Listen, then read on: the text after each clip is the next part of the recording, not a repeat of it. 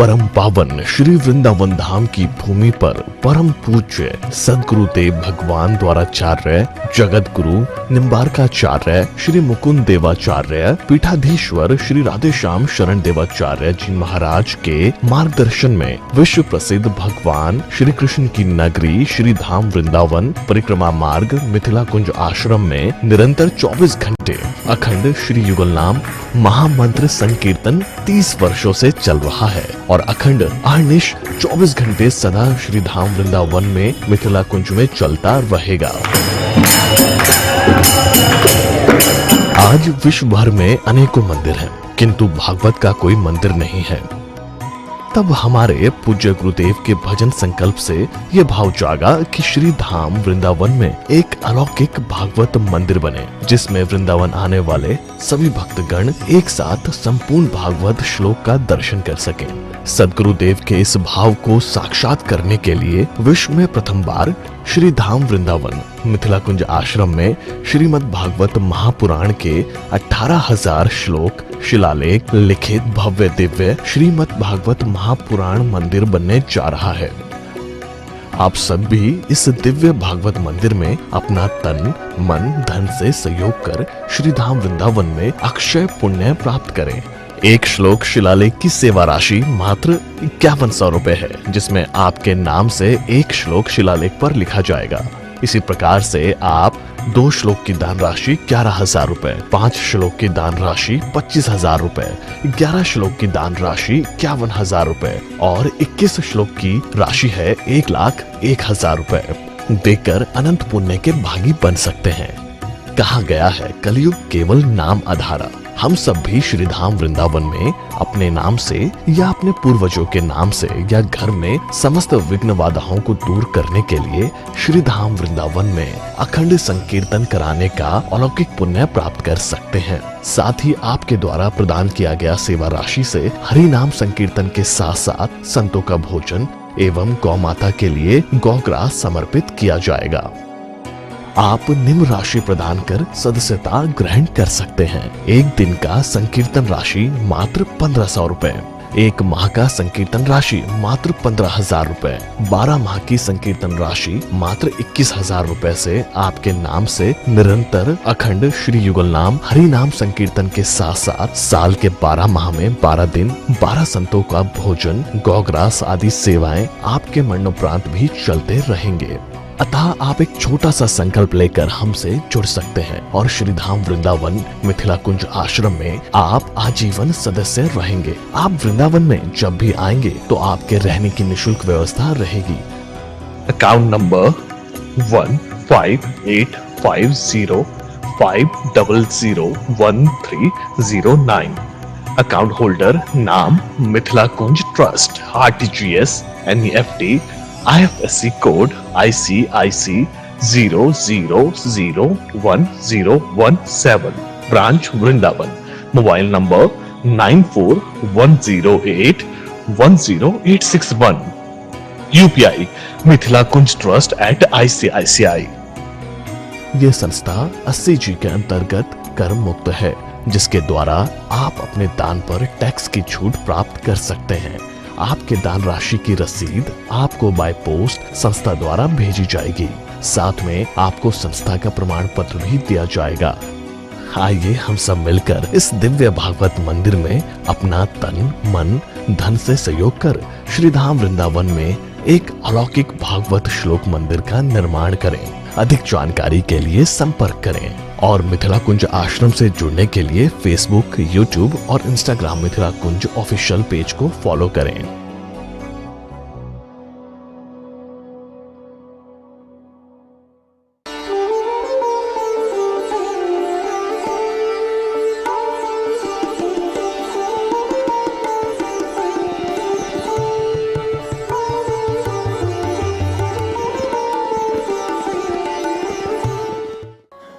भागवत धर्म का उपदेश दिया।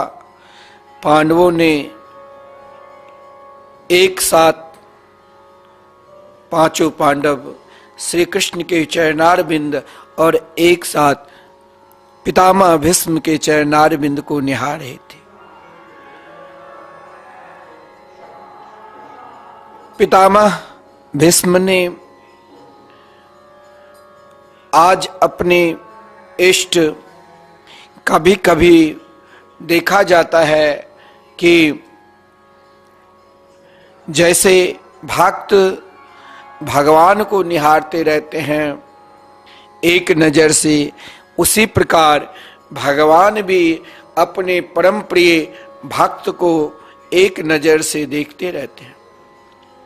जिस समय श्री कृष्ण पितामह भीष्म के चरणार बिंद के निकट खड़े हुए थे, उनकी दुशाला पृथ्वी पर गिर रहा था, लेकिन दुशाला उनकी पीतांबर पृथ्वी पे नहीं, भीष्म पितामह के चरणार बिंद पे जो धूल था, वो धूल पीतांबर से भगवान अपने आप अपने शरीर पर लगा रहे थे, क्योंकि भक्त के चरण धूल भी भगवान लेते हैं। केवल भक्ति ही नहीं भगवान के चरण धूल लेते हैं, कभी भगवान भी अपने परम प्रिय नाम जापक भक्त के चरण धूल लेते हैं।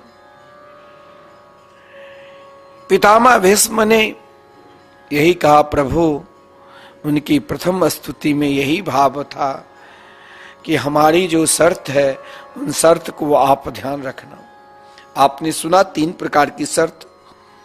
जब भीष्म पितामह ने कहा सहदेव देवो भगवान प्रतीक्षताम, आज हमारी आप प्रतीक्षा करो, ना जाने कितने जन्म तक, ना जाने किस योनि में, 84 लाख योनि में 2 अरब 98 करोड़ जन्म के बाद आपने मुझे ये मानव शरीर दिया। इन मानव शरीर में भी गोविंद ना जाने हम कब तक प्रतीक्षा कर रहे थे कि इस अलौकिक रूप माधुरी को दर्शन करूं। आज भगवान के जो रूप माधुरी है वो अन्य दिन से सबसे अधिक श्रेष्ठ है।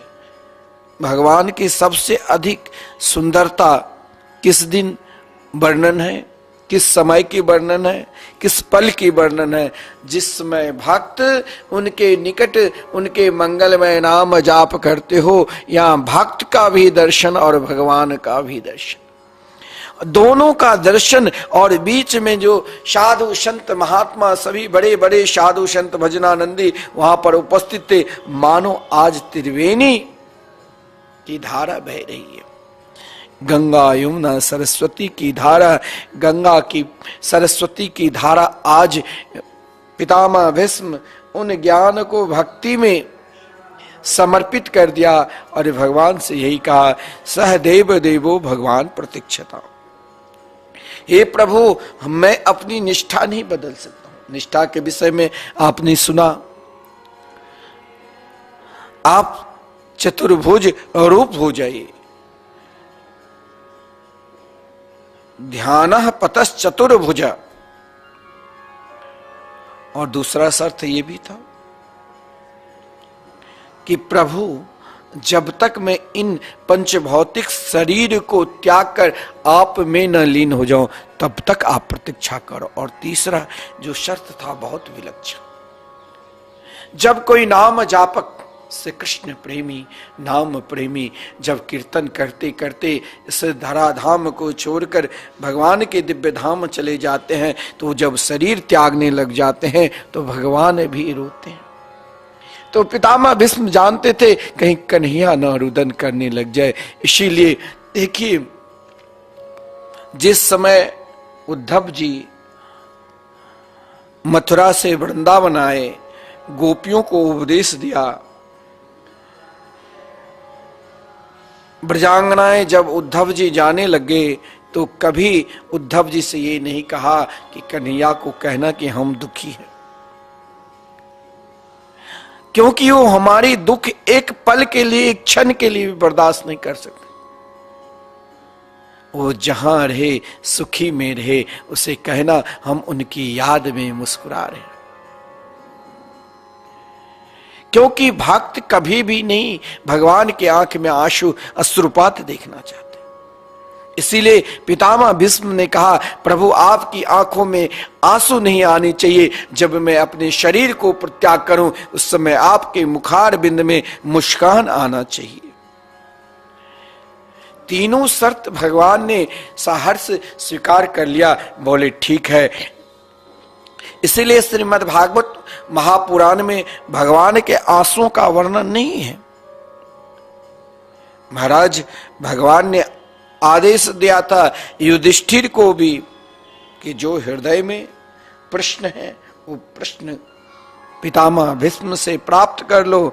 लेकिन पितामह भीष्म ने युधिष्ठिर को समस्त धर्म के उपदेश देने के उपरांत 7 धर्म का उपदेश दिया था। दान धर्म, राज धर्म, मोक्ष धर्म, अनेका धर्म, स्त्री धर्म, भगवत धर्म। अंत में यही कहा था अंतिम धर्म का उपदेश में कि आज तक तुमने जिसे सारथी, सखा, मित्र मान रखे हो, यही तो साक्षात परब्रह्म परमात्मा है। अगर तुमने नहीं पहचाना तो आज पहचान लो।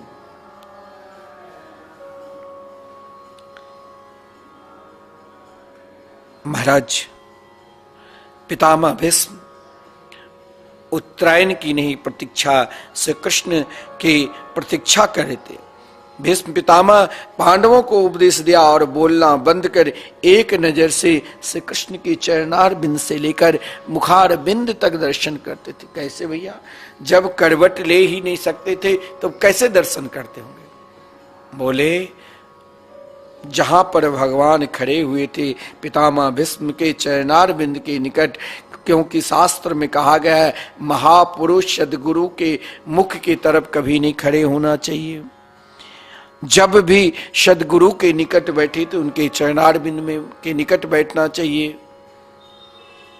कभी भी अपना पैर गुरुदेव जहां पर बैठे हैं, महापुरुष जहां पर बैठे हैं, वहां फैला कर नहीं रहना चाहिए। ये सब अपराध बनता है। भीष्म पितामह परम महापुरुष, जिनके रोम रोम में भगवान के दिव्य नाम रस सदा निरंतर निकलते रहते हैं। पितामह भीष्म ने एक नजर से, उनकी नजर श्री कृष्ण के चरणार बिंद से लेकर मुखार बिंद तक जीवन में परमात्मा को प्राप्त करना है तो उनके मंगल में नाम से जुड़ जाओ भाई, संकीर्तन से जुड़ जाओ। और कोई उपाय ही नहीं है और कोई साधन ही नहीं है। किसी भी शास्त्र में ऐसा उपाय ही नहीं दिया है। प्रभु को प्राप्त करना है, कन्हैया को प्राप्त करना है तो केवल उनके नाम से ही आप प्राप्त कर सकते हो। उनके संकीर्तन से ही, उनकी कथा श्रवण करके ही प्राप्त कर सकते हो, बाकी और कुछ है ही। भीष्म पितामह प्रभु के चरणार बिंद को दर्शन करते हुए उन उत्तरायण की प्रतीक्षा करते थे। भगवान के जिस अंग से प्रेम हो जाए और उनके उन रूप, चाहे आपको चरणार बिंद से प्रेम हो जाए, चाहे आपके उनके बदनार बिंद से प्रेम हो जाए, चाहे उनके मुखार बिंद से प्रेम हो जाए, जिससे प्रेम हो जाए वहां से प्रेम करने लग जाओ, क्योंकि वो स्वयं मधुरमय है। जैसे छोटे बच्चे कोई मरा मिठाई दीपावली में नहीं हाथी घोड़ा के बनते हैं, उसे जहां से तोड़ेगा खाएगा तो वहां मीठा ही मीठा निकलेगा। उसी प्रकार भगवान को जिस समय जिस घड़ी अगर प्रेम हो जाए तो उसी दिन से भगवान का नाम जाप करने लग जाओ। जिस दिन आपका मन युगल नाम महामंत्र हरि नाम संकीर्तन करने में लग जाए, मान लेना आज मेरे ऊपर महापुरुष की कृपा हो गई, आज ठाकुर जी की कृपा हो गई। क्योंकि कहा गया है चित्रम तदैतद चरणार बिंदम, चित्रम तदैतद बदनार बिंदम, चित्रम तदैतद मुखार बिंदम, चित्रस्य चित्रम खलु सर्व चित्रम। उनके हर रूप माधुरी में प्रेम भरा हुआ है। पितामह भीष्म ने उन रूप माधुरी को देखकर ही भगवान की सुंदर दिव्य स्तुति की और क्या कहा, इते मति रूप कल्पिता वितृष्णा भगवती शाश्वत पुंगवे विभुमनि स्वसुख मुपगते क्वचिद बिहर तुम प्रकृति मुपेयुषि यद भव प्रभाव। ध्यान देना, भीष्म पितामह ने स्तुति की, प्रभु इतना सब कुछ कहने के बाद भी आज मैं अपनी अंतःकरण को शुद्ध निरीक्षण करके विश्वास के साथ कह रहा हूं कि आपने हमें इति मति रूप कल्पिता वितृष्णा, आपने हमें जितना शुद्ध अंतःकरण मेरे को दिया था उतने ही शुद्ध अंतःकरण अब मैं आपके चरणारविंद में समर्पित करना चाहता हूं। प्रथम स्तुति जो है श्री भीष्म स्तुति, ये बड़ा विलक्षण है। हमें अपने आप पर विश्वास नहीं है, हमने भगवान के निकट ना जाने माता के गर्भ में जब हम 9वें महीने के रहते हैं तो भगवान की स्तुति करते हैं, हे प्रभु मुझे अब इस संसार में एक बार आप आने दो और इस बार हम जरूर आपके भजन करके आपको प्राप्त कर लूंगा। लेकिन हम भूल जाते हैं, फिर हम संसार में इस प्रकार मस्त हो जाते हैं, संसार में इस प्रकार आनंद लेने लग जाते हैं जो भगवान को हम भूल जाते हैं। हमें वो रस का पता ही नहीं रहता कि हम भगवान को प्राप्त करेंगे। हम दुनिया की रस में इस प्रकार डूब जाते हैं, जो परमात्मा के नामामृत जो रस है उन रस को हम छोड़ देते हैं। परंतु भीष्म पितामह ने प्रभु की जब स्तुति की तो प्रभु से यही कहा, हे मेरे गोविंद, हे मेरे गोपाल, आपने हमें जिस प्रकार शुद्ध अंतःकरण दिया वही शुद्ध अंतःकरण मैं आपको समर्पित करना चाहता हूं। अब आप जरा ध्यान देना कि आपके अंतःकरण अभी तक किस स्तर पर पहुंचा है, कहां तक गया है, किस ओर गया है। और केवल कहने से ही नहीं हो जाता है कि हम भगवान के भक्त हो चुके हैं। पितामह भीष्म की निष्ठा, पितामह भीष्म की उपासना और पितामह भीष्म की समर्पित भाव को देखो, जिसने कहा इति मति रूप कल्पिता वितृष्णा। हे प्रभु, आपने हमें जिस प्रकार शुद्ध बुद्धि दी है, हमारी बुद्धि शुद्ध क्यों नहीं होती है? हमें बार बार आना जाना क्यों पड़ता है, इस संसार में आना पड़ता है, जाना पड़ता है, क्योंकि अभी तक हम पूर्ण रूप से भगवान के समर्पित ही नहीं हुए। हर कार्य में मुझे स्वयं अपना जस चाहिए, अपनी प्रशंसा चाहिए। लेकिन पितामह भीष्म ने कहा कि प्रभु, आपने हमें जिस प्रकार शुद्ध अंतःकरण समर्पित किया था वही शुद्ध अंतःकरण अब मैं आपको लौटाना चाहता हूं। अब यहां प्रश्न उठता है कि भीष्म पितामह के शुद्ध अंतःकरण कैसे हो सकता है,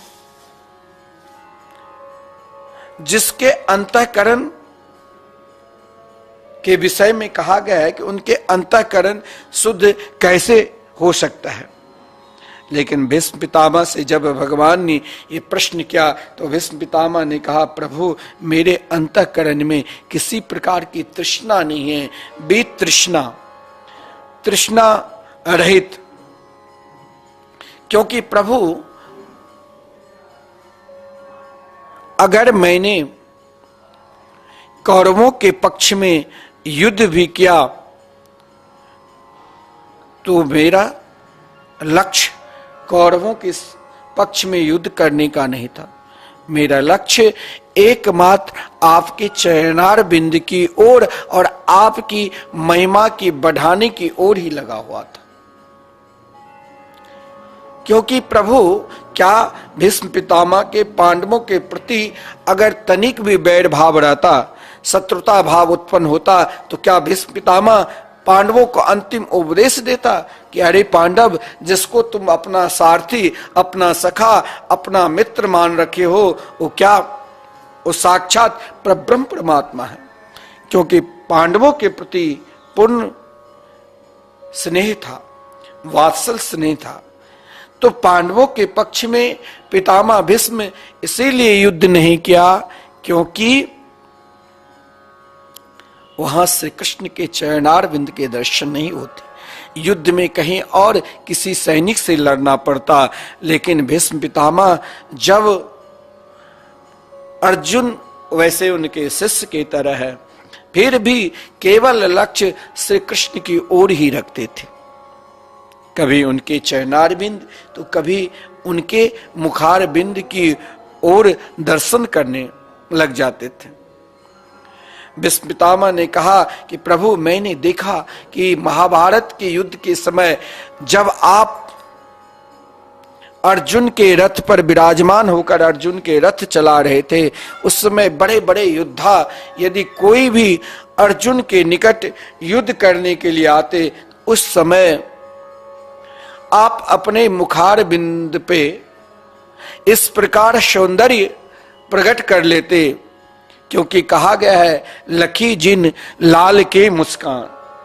आपके मुस्कान को देखकर सामने वाले योद्धा अर्जुन की ओर नहीं देखकर आपके ओर देखने लग जाता था और अर्जुन को आसानी से विजयश्री प्राप्त हो जाती थी। प्रभु, आप सदा अपनी बात अपने जीवन में कभी नहीं रखा। आपने सदा अपने परम प्रिय भक्त की बात सदा ध्यान में रखा। जब मैंने आपके इस रूप माधुरी को देखा कि जो अपने भक्त के लिए चोरी से छुपके से अपनी प्रतिज्ञा को त्याग रहा है, छोड़ रहा है, ऐसे प्रभु की दयालुता, ऐसे प्रभु की निष्ठा क्यों नहीं जगत में प्रकट कर दूं। एक बात ध्यान देना, भक्त कभी अपनी महिमा को नहीं बढ़ाते हैं। जैसे भगवान कभी अपनी महिमा को नहीं बढ़ाते हैं, वो हर पल हर क्षण अपने परम प्रिय भक्त की महिमा को बढ़ाते हैं, उसी प्रकार भक्त भी कभी जो स्वयं को आजकल नहीं देखा जाता है टीवी चैनल के माध्यम से, या वैसे बहुत सारे शिष्य हो गए, बहुत सारे धन दौलत प्रभाव हो गए, तो स्वयं अपने आप को भगवान मानने लग जाते हैं। शास्त्र में कहा गया है उन व्यक्तियों के लिए सबसे दुर्दिन आ चुका है जो स्वयं को अपने को कहने लगे अहम ब्रह्मास्मि, मैं ही ब्रह्म हूं। मान लेना कि उनकी दुर्गति के साथ, जैसे श्रीमद् भागवत महापुराण में वर्णन है पौंड्रक की दुर्गति हुई, जो पौंड्रक भी अपने आप को कहा था कि मैं ही भगवान हूं, वो स्वयं द्वारकाधीश की तरह हो गए। और उनके जो सलाहकार, उनके जो शिष्य, उनके जो परिकर, वो भी यदि समर्थन करते हैं कि नहीं आप ही ब्रह्म हो, अब भगवान श्री राम कृष्ण के भजन करके क्या होगा, हम तो आपको भजते हैं, तो उनकी भी वही गति होती है। क्योंकि काशी नरेश ने समर्थन किया तो उनको भी मरना पड़ा। एक पाखंड की प्रतीक है, एक दुर्दीन की प्रतीक है जो स्वयं को अपने आप को ब्रह्म मानने लग जाए, स्वयं को अपने आप भगवान मानने लग जाए। अब इस कलयुग में देखो भाई, तनिक कोई ज्योतिष पढ़ लिया, तनिक ध्यान लगाने लगे तो वो कहते हैं चलो हम नेत्र तुम बंद करो, मैं 2 मिनट में ध्यान में भगवान को प्राप्त करा दूंगा। उसकी बाप की भी ताकत नहीं है जो 2 मिनट में भगवान से मिला दे। भगवान से वही मिल सकता है जिनके अंदर भगवान के नामामृत के प्रति विश्वास हो, जिनके अंदर कहा गया है 3 चीज से ही, 3 वस्तु से ही, 3 फल से ही आप भगवान को प्राप्त करोगे। श्रवण से महाराज परीक्षित ने अपने जीवन में श्रवण भक्ति को ही श्रेष्ठ माना। महाराज परीक्षित ने अपने जीवन में और कोई भक्ति को ध्यान ही नहीं दिया। तब तक श्रवण करते रहे जब तक श्री कृष्ण के सहचरी के रूप में प्रवेश नहीं किया दिव्य निकुंज में।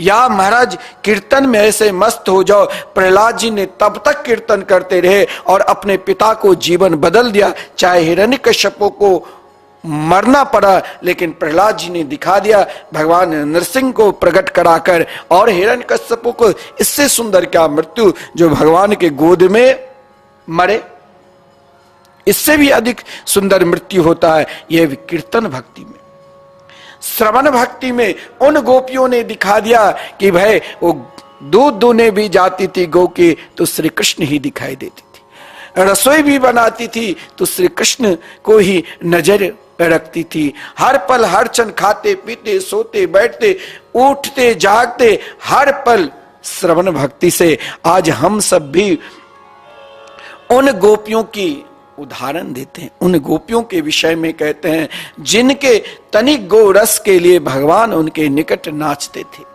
जो ब्रह्मा को नचाए, शंकर को नचाए, नार समस्त देवी देवता को नचाए, आज वो अपने परम प्रिय भक्त नाम जापक के सामने नाचते रहते हैं तनिक गौरस के लिए। तो पितामह भीष्म ने प्रभु से कहा कि हे मेरे गोविंद, हे मेरे गोपाल, ये तो मेरे जीवन का एक अनुभव था। मैं उन संसार के प्राणियों को दिखाना चाहता हूं कि मेरे गोविंद, मेरे गोपाल कितने दयालु है, कितने कृपालु है, जो अपने भक्त के लिए चोरी से छुपके से अपनी प्रतिज्ञा को त्याग रहे हैं। ऐसे प्रभु की स्वभाव, ऐसी प्रभु की दयालुता क्यों नहीं जगत में प्रकट कर दूं। देखिए, मैंने कहा भक्त हर पल भगवान की महिमा को बढ़ाते हैं और भगवान हर पल अपने परम प्रिय भक्त की महिमा बढ़ाते हैं। क्योंकि श्रीमद् भागवत महापुराण में लिखा है, जिस समय आदरणीय दुर्वासा ऋषि ने भक्त सम्राट अम्बरीश जी का अपमान किया था, उस समय चक्र सुदर्शन दुर्वासा ऋषि के पीछे पीछे भाग रहे थे। ना उनको कहीं स्वर्ग में बैठने का स्थान मिला, ना उन्हें कैलाश लोक में स्थान मिला, ना ब्रह्म लोक में, और ना ही वैकुंठ लोक में। स्वयं नारायण ने कहा, अहम भक्त पराधीनो यस्य तंत्र इव दुज, मैं सदा अपने परम प्रिय भक्त के पराधीन रहता हूं। और भक्त क्या कहते हैं, मैं भगवान के पराधीन रहता हूं।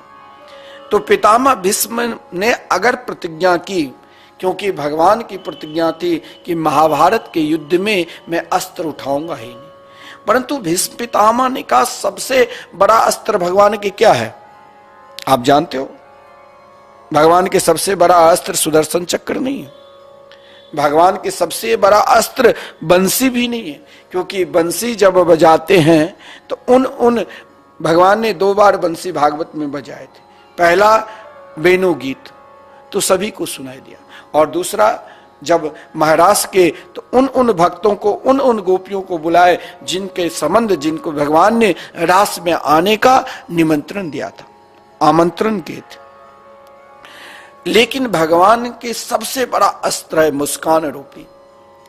आप जैसे मंदिर में श्री बांके बिहारी जी के दर्शन करने के लिए जाते हो, यदि आप एक नजर से उनके रूप माधुरी को दर्शन करने लग जाते हो, अगर आपका उद्देश्य ही है केवल हमें ठाकुर जी के दर्शन करना, आपका उद्देश्य है हम अपनी नजर को ना इधर दूंगा, चाहे आप मंदिर जाओ, अगर नजर आपको वहां भटकता है तो मंदिर ना जाओ, तो घर में ही अपनी नजर को सुधारो और उनके नाम का स्मरण करने लग जाओ। जिस दिन नजर आपका सुधर गया, और एक ही नजर से, मंदिर में तो बहुत लोग जाते हैं, चोर भी जाते हैं, भीड़ काफी होती है तो किसी का मोबाइल, किसी का चेन काट लेते हैं, उनका उद्देश्य वहीं तक है। और जिनका उद्देश्य एकमात्र श्री बांके बिहारी जी के चरणार बिंद की ओर है, तो एक बार उनके मुस्कान को देख लिया तो मैं दावा के साथ कहता हूं फिर आप वृंदावन त्याग कर भी नहीं जा सकते।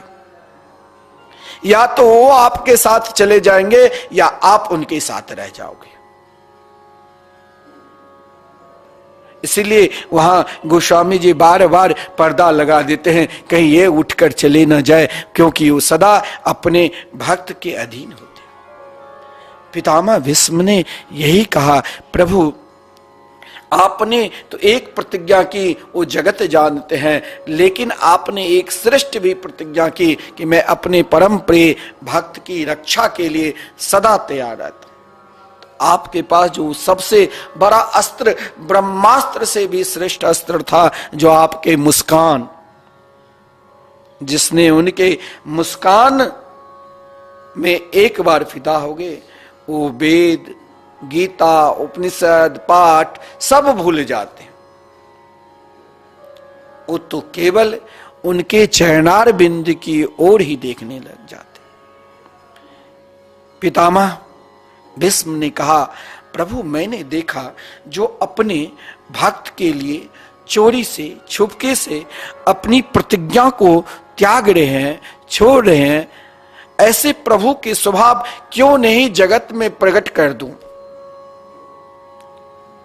भगवान के स्वभाव को अगर कोई प्रकट कर सकते हैं तो एक संत ही, एक भक्त ही, और कौन स्वभाव को प्रकट कर सकते हैं। भीष्म पितामह की उद्देश्य यही कि संसार के प्राणी क्यों चिंता करते हैं, उनके सुंदर रूप माधुर्य की चिंता करें, क्यों परेशान है, उनके नाम का जाप करे, उनके नाम का कीर्तन करे। वो तो बहुत दयालु है, क्योंकि अर्जुन ने केवल उनके चरणार बिंद में ही समर्पित थे। और एक दृष्टि से देखा जाए, अर्जुन भगवान के प्रिय सखा मित्र की तरह है। लेकिन जब अर्जुन को गीता के उपदेश प्राप्त करना था, तो अर्जुन को शिष्यत्व को स्वीकार करने पड़े। अगर अर्जुन शिष्यत्व को स्वीकार नहीं करते, शिष्य नहीं बनते, तो शायद गीता की उपदेश अर्जुन को नहीं मिलता, और फिर हम सबको कहां प्राप्त होता। तो भीष्म पितामह ने कहा, प्रभु आपके चरणार बिंद में प्राणी मात्र समर्पित हो, इसीलिए मैंने प्रतिज्ञा की। मेरा उद्देश्य, मेरा सिद्धांत केवल आपको अस्त्र उठाने का नहीं था, बल्कि आपके स्वभाव को जगत में प्रकट करने के लिए मैंने भी प्रतिज्ञा की। आज जो हरि शस्त्र न गहाऊं, तो लाजो गंगा जननी को शांतनु सूत न कहाऊं। भीष्म पितामह ने कहा, प्रभु मैंने जिस समय प्रतिज्ञा की तो आप मुस्कुराने लग गए। अरे युद्ध में, युद्ध चलता है तो कोई मुस्कुराता है? युद्ध के समय व्याकुल रहता है, कौन किसके महाराज खून पिए, कौन किसे मारे, परंतु प्रभु मुस्कुरा रहे थे कि यहां तो आज मेरे परम प्रिय भक्त ने प्रतिज्ञा की है। क्या भगवान कभी भीष्म पितामह के ऊपर अस्त्र उठा सकते? नहीं।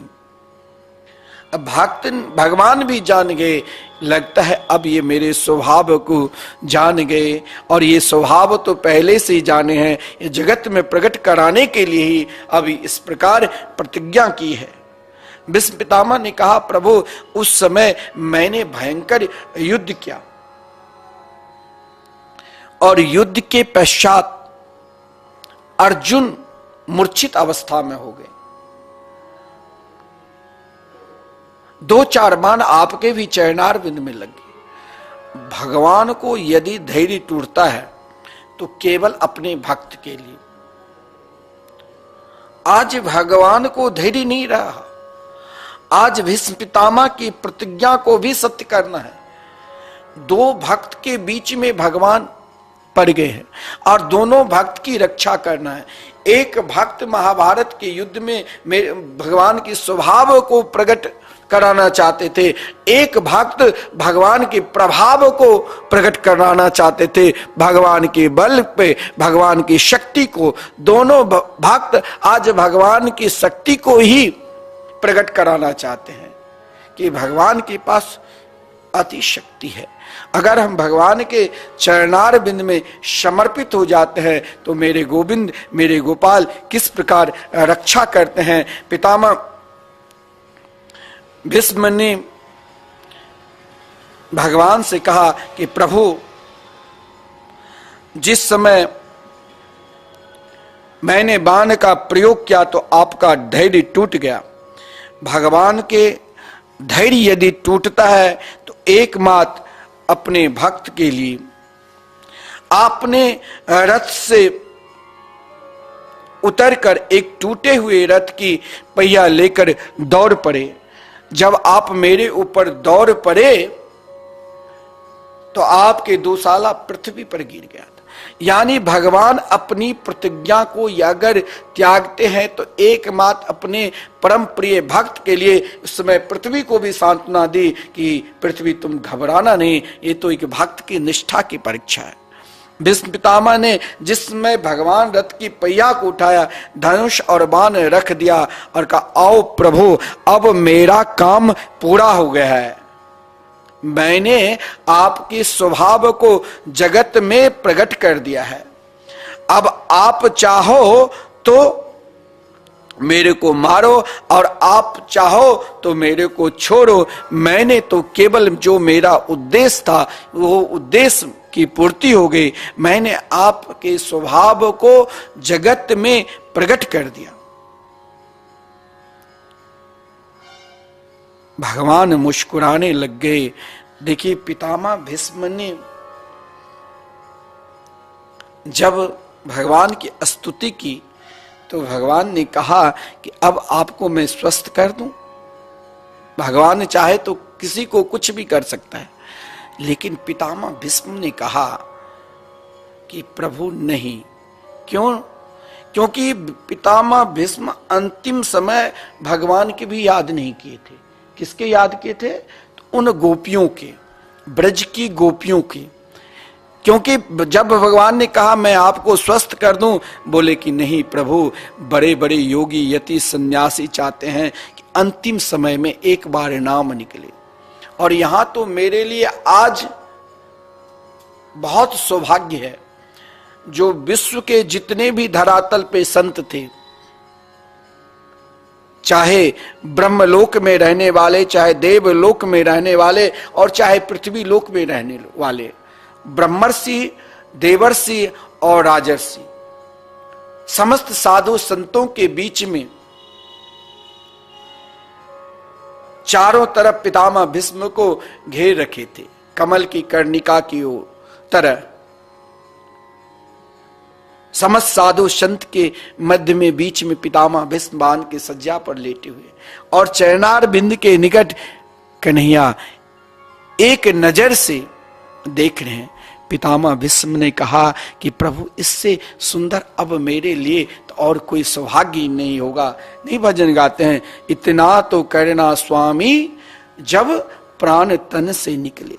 और यहां तो महाराज साक्षात सभी संत महात्माओं के बीच में भगवान खड़े हैं। इससे सुंदर सौभाग्य क्या मिलेगा? पितामह भीष्म ने कहा कि प्रभु मुझे इससे अधिक और कुछ चाहिए ही नहीं।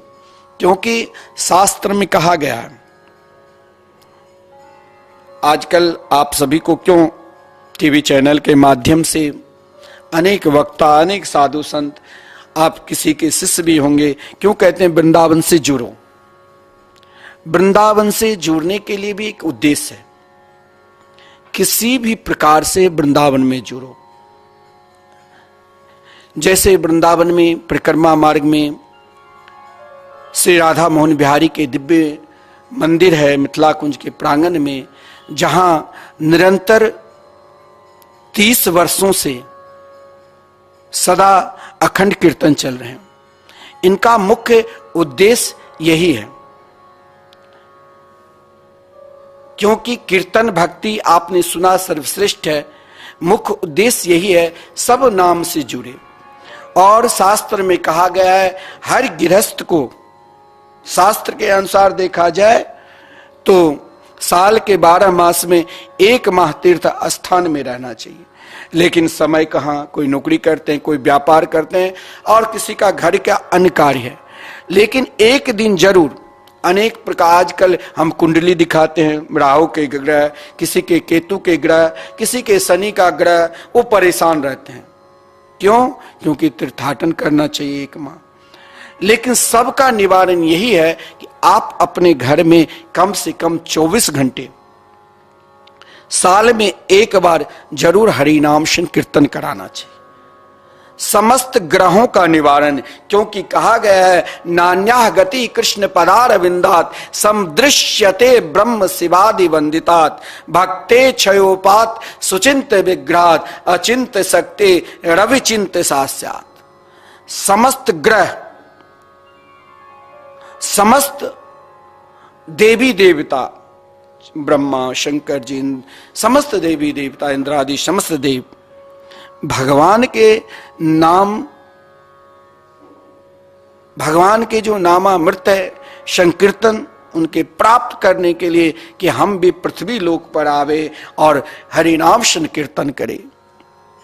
क्योंकि समस्त देवता भी प्रार्थना करते हैं जिस घर में एक दिन का संकीर्तन होता है, जो भगवान के नाम जाप करने लग जाते हैं। मैं आपको नहीं भटकाऊंगा कि आप इधर उधर भटको, आप एक निष्ठ हो जाओ भगवान नाम के प्रति।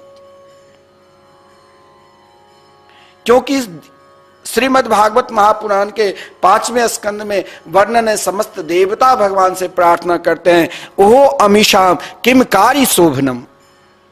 आश्चर्य की बात है कि इन पृथ्वी लोकवासी भारतवासी कौन से तीर्थ में जाकर कौन सी तपस्या की है कि उनकी निष्ठा भगवान नाम के प्रति बने हैं। और जिसने एक दिन भगवान के नाम संकीर्तन करा लिया, वहां स्वयं उनकी गुणगान, उनकी प्रशंसा दुनिया क्या करे, स्वयं देवता करते हैं। तो हो सकता है आपके घर किसी के रहने की दिक्कत, संकीर्तन करने वाले भी 12 लोग कम से कम 24 घंटा करेंगे तो, या आपके घर के परिवार के लोग सब नहीं मिलकर करें तो और उत्तम है। तो आप अपने घर पर कराओगे तो अधिक व्यय होगा, लेकिन वृंदावन धाम में मात्र एक दिन का संकीर्तन का मात्र 1500 है। और उनमें संतों का भोजन, जो संत यहाँ निवास हैं निरंतर, वो तब तक यहाँ रहते हैं जब उनका शरीर त्याग करे वृंदावन में यमुना जी में लीन नहीं हो जाता, तब तक यहीं संकीर्तन करते रहते हैं। अगर आप चाहते हो कि मैं आजन्म अपने लिए संकीर्तन कराऊं और मरणोपरांत भी मेरे नाम से संकीर्तन और एक संत का भोजन चले, तो साल के 12 दिन आपके नाम से श्रीधाम वृंदावन में भगवान श्री राधा मोहन बिहारी के पावन सानिध्य में जो निरंतर संकीर्तन चल रहे हैं मिथिला कुंज के प्रांगण में श्री राधा मोहन मंदिर में, तो आपके नाम से साल में 12 दिन की संकीर्तन और 12 संतों की भोजन, मरणोपरांत भी हो सकता है आपके लड़के बच्चे आपके लिए कुछ न करे, आपके लिए पिंडदान भी न करे, लेकिन यहाँ श्रीधाम वृंदावन में जो भी व्यवस्थापक है आएंगे चले जाएंगे, लेकिन संकीर्तन सदा चलता रहेगा। बहुत सारे भक्त संकीर्तन के प्रति उनकी निष्ठा है, वो समर्पित भी हो रहे हैं और होना भी चाहिए। भगवान नाम संकीर्तन के प्रति आपका प्रेम हो जाएगा, तभी तो भगवान की कृपा होगी। इसीलिए भीष्म पितामह ने भगवान से यही कहा अंतिम समय में, हे प्रभु अब मुझे कुछ चाहिए नहीं। शास्त्र में कहा गया है, आजकल बड़े बुजुर्ग जब हो जाते हैं तो वो भी चाहते हैं मैं वृंदावन वास करूं। शास्त्र में कहा गया जहां कहीं किसी संत की, नाम जापक संत की, आपके शरीर जब आप त्यागते हो, मर जाते हो, तो आपके लड़के बच्चे कंधे पर रखकर अगर आपको ले जाते हैं शमशान की ओर, उस समय कोई नाम जापक संत की दृष्टि पड़ गई तो आप महान से महान पापी क्यों ना हो, तब भी आपको सद्गति मिलेगी और भगवान के दिव्य धाम जाओगे जहां बड़े बड़े योगी यति सन्यासी। यहां तक कहा गया है कि शमशान घाट में अगर किसी संत की वहां पर चिता जल रहे हैं, लाश जल रहे हैं, उनकी धुआं लगने मात्र से ही वहां पर भूत प्रेत जो भी है, जितने भी प्राणी है, सबका कल्याण हो जाता है। इसीलिए आप अपने चौथापन श्रीधाम वृंदावन में बनाओ, क्योंकि वृंदावन में वो भी परिक्रमा मार्ग के अंदर जहां निरंतर संतों की दर्शन होंगे। कहता है अंतिम समय में संत के दर्शन हो जाए तो आप मान लेना कि हम सहचरी के रूप में प्रिया प्रीतम के निज महल में सेवा करेंगे। हमारे अंदर भी उन गोपियों की भाव से हम सदा भावित रहेंगे। क्योंकि पितामह भीष्म ने भगवान से यही कहा कि हे प्रभु, मेरे अंतःकरण में बस अब एक ही इच्छा है, एक ही लालसा है। जिस प्रकार ब्रजांगनाएं, ब्रज की गोपिकाएं निरंतर आपके नाम का स्मरण करते करते आपको प्राप्त कर गई, उसी प्रकार हमें भी केवल उन गोपियों की याद पितामह भीष्म ने किया। हमें भी भगवान नाम से जोड़ना चाहिए। देखिए, व्यक्ति का स्वभाव दो प्रकार के होता है। एक को आप बार बार अगर कहोगे, उनकी इच्छा नहीं रहते हुए भी यदि आप बार बार प्रेरणा दोगे तो एक दिन न एक दिन उसे जगने की इच्छा होगी, चाहे वो स्वयं को जग जाए या चाहे आपकी प्रेरणा से जगे। जगाना हर व्यक्ति को है। आपसे जैसे विश्व में प्रथम बार श्रीधाम वृंदावन में लाखों कथाकार है, वक्ता है, भगवान की कथा सुनाते हैं, लेकिन कहीं भी भागवत जी के मंदिर नहीं है। वैसे तो श्रीमद् भागवत महापुराण सदा सबके घर में विराजमान है, लेकिन अगर हम भागवत कथा कराते भी है तो 7 दिन के नियम है, 1 सप्ताह की। परंतु हमारे पूज्य गुरुदेव ने, उनकी वो परम नाम जापक है, हमारे गुरुदेव ने एक मन में उनकी इच्छा जगी। एक दिन प्रातः काल के बेला में कहा कि भागवत मंदिर होना चाहिए। ठाकुर जी की स्वरूप श्री राधा मोहन बिहारी है, लेकिन 18,000 श्लोक श्रीमद् भागवत महापुराण के एक साथ दर्शन मिले।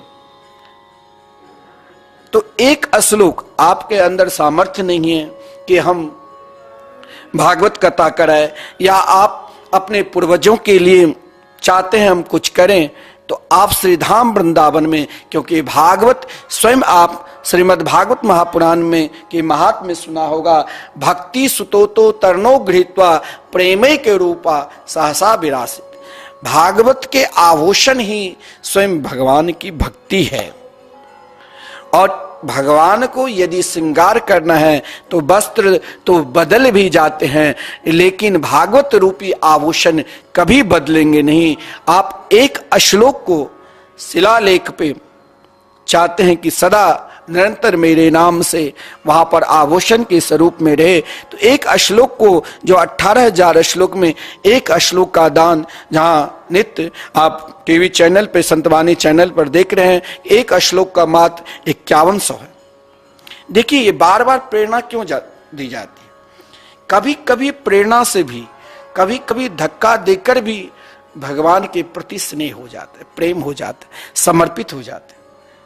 देखिए, धृतराष्ट्र जिसके पास किसी चीज की कमी थी, 100 पुत्र था, क्या पुत्र रहा?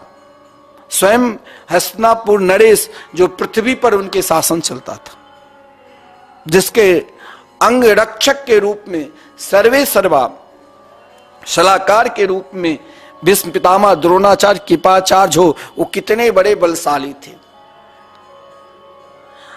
जिनके निकट स्वयं भगवान बार बार आकर प्रेरणा दी, शांति दूत बनकर आए कि युद्ध मत करो, तुम भगवान के भजन करो। उसने नहीं किया। कभी कभी क्या होता है, भगवान भी आपको कहे तो आप मानने वाले नहीं हो, क्योंकि सब अपने मन मर्जी से जीते। परंतु कभी संत बार बार प्रेरणा देंगे तो आपका मन जरूर बदलेगा। धृतराष्ट्र के 100 पुत्र मारा गया, धर्मराज युधिष्ठिर पृथ्वी के राजा बने, हस्तिनापुर के, पृथ्वी का, जहां सूर्य उद्याचल से अध्याचल की ओर जाया करते थे, वहां तक धर्मराज युधिष्ठिर के शासन चलता था। और फिर भीष्म पितामह 100 पुत्र मरने के बाद भी देखो लोग जीते हैं ना। कोरोना में न जाने किसी के पति, किसी के पुत्र, किसी के सगे संबंधी मर गया, फिर वो जी रहे हैं ना। जीता तो सब है, लेकिन फिर भी वो सुधरा नहीं, फिर भी वो भगवान के मंगलमय नाम का जाप नहीं करेगा, कीर्तन नहीं करेगा, क्योंकि उसके अंदर अभी कोई नाम जापक महापुरुष के, नाम जापक संत के, नाम जापक सद्गुरु की कृपा नहीं हुई है। जिस दिन कृपा हो जाएगी उस दिन फिर तो एक प्रेरणा से ही, चाहे धक्का देकर ही प्रेरणा दे, आपको भगवान से मिला देंगे। धृतराष्ट्र को ना जाने कितने बार विदुर जी मिले, एक बार संत की कृपा हो जाए तो मान लेना ये तब तक आप चाहे उसे अपमान करो, चाहे आप उनकी बात ना मानो, फिर भी वो बार बार आपको प्रेरणा देकर तब तक आपके निकट आएंगे जब तक आपको भगवान के चरणारविंद में समर्पित ना कर दे। जब विदुर जी तीर्थ यात्रा करके लौटे थे तो पांडवों ने बहुत उनको सम्मान किया, लेकिन विदुर जी के महात्मा की आंख में आंसू कब आती है, देखता है कि महाराज ये मानव जीवन प्राप्त कर इन 84 लाख योनि में 2 अरब 98 करोड़ जन्म के बाद मानव जीवन मिला, फिर भी इसने अभी तक मेरे प्रभु का भजन नहीं किया। तो महात्मा के नेत्र में अश्रुपात होती है। विदुर जी को सब सम्मान किया। आज विदुर जी धृतराष्ट्र के पास आया कि भाई तुम मुझे तो ना जाने, मैं बाल्यापन से ही समझाया, लेकिन आज कुछ बात मेरी तू मान ले। धृतराष्ट्र ने कहा अब मत कहो, हम चैन से रह रहे हैं, मुझे बहुत सुख मिल रहा है, हम बहुत चैन से सोते, लड़के चले गए तो क्या हुआ, अभी तो ये हमारे धर्मराज युधिष्ठिर तो दुर्योधन से भी अधिक प्यार करते हैं। दुर्योधन तो कभी गाली दे देता था, कभी धक्का दे देता था, लेकिन आज धर्मराज युधिष्ठिर भीमसेन स्वयं पुरस्कारी करके खिलाते हैं। अब यहां पर विदुर जी ने उसे धक्का दिया। अरे जिस भीमसेन तुम्हें प्रणाम करने की इच्छा की, उसे तुम मारने की कोशिश किया, आज उनके अपमानित रोटी तुमको प्रिय लगता है। बहुत लोग कहते हैं ना, महाराज हमें वृंदावन नहीं जाना है, हमें घर में ही रहना है, चाहे बेटा मुझे गाली दे, चाहे अपमान करे, चाहे पत्नी मुझे कुछ के, चाहे सगे संबंधी मुझे कुछ के, हमें चाहे कुछ हो जाए, हम घर पे ही रहेंगे, हमें नहीं भजन करना है। तब तक ये विचार रहेगा, तब तक ये स्वभाव रहेगा, जब तक महापुरुष किसी नाम जापक की प्रेरणा न मिले, धक्का न मिले। जिस दिन किसी महापुरुष की कृपा हो जाएगी, उस दिन आपके हृदय में विचार नहीं आएगा। महाराज विदुर जी ने धृतराष्ट्र को कहा कि इसके हृदय में कृष्ण प्रेम जन वैराग्य तो उत्पन्न होगा ही नहीं। क्यों नहीं? क्योंकि श्री कृष्ण प्रेम जन वैराग्य तो महाराज जब ठाकुर जी की कृपा होगी और बार बार सत्संग करोगे तब ही प्रकट होगा, लेकिन संत की कृपा हो गई तो कभी भी हो सकता है। विदुर जी ने कहा जिनके अपमानित रोटी खाते हो, यहां तो तुम्हें बहुत प्रिय लगता है, लेकिन आज मैं समझा रहा हूं, अब तुम्हारा अंतिम समय आ चुका है, अब भी तुम वृंदावन वास करो। धृतराष्ट्र तैयार नहीं हो रहे। बार बार विदुर जी ने ऐसा धक्का दिया, ऐसा धक्का दिया, बार बार प्रेरणा देकर धृतराष्ट्र ने कहा ठीक है, तुम जैसे कहोगे वैसे ही मैं करूंगा। अब क्या इस अंधे अवस्था में हमें भगवान मिल जाएंगे क्या? बोले अगर तुम सही से निष्ठा पूर्वक अगर तुमने आज मेरी बात मान ली तो एक संत की वहां पर तप लग गया, एक संत की प्रेरणा लग गई, एक संत ने धक्का दिया कि जरूर मेरे गोविंद तुम्हें दर्शन देंगे। बोले मैं अंधा हूं का चिंता मत करो। गंधारी को भी साथ में लेकर विदुर जी ने उंगली पकड़कर कहा चलो तुम मेरे साथ, मैं तो वहां तुम्हें बैठाऊंगा जहां कृष्ण श्री कृष्ण के दर्शन कराकर ही, उन्हें प्राप्त कराकर ही मैं तुम्हें छोड़ूंगा। एक अंधा, चाहे वो अंधा कौन है? जो वासना में ही सदा लिप्त है, जो अपने इच्छा में सदा लिप्त है, वही अंधा। एक अंधा धृतराष्ट्र को महाराज हरिद्वार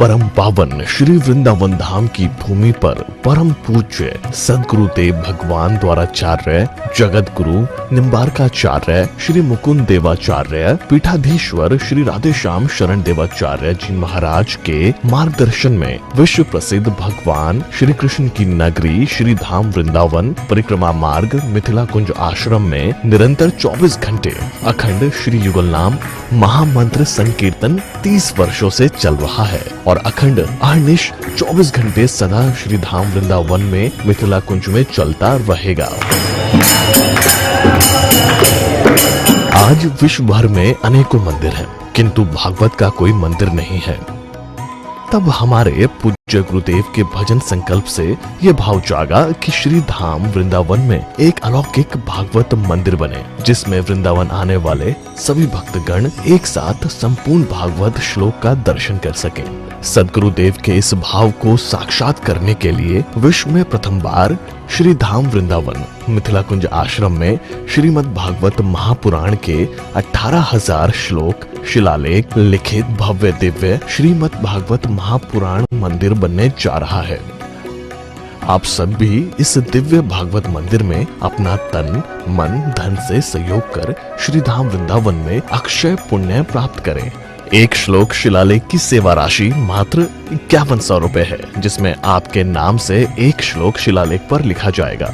इसी प्रकार से आप 2 श्लोक की दान राशि 11,000 रुपए, 5 श्लोक की दान राशि 25,000 रुपए, 11 श्लोक की दान राशि 51,000 रुपए और 21 श्लोक की राशि है 1,01,000 रुपए देकर अनंत पुण्य के भागी बन सकते हैं।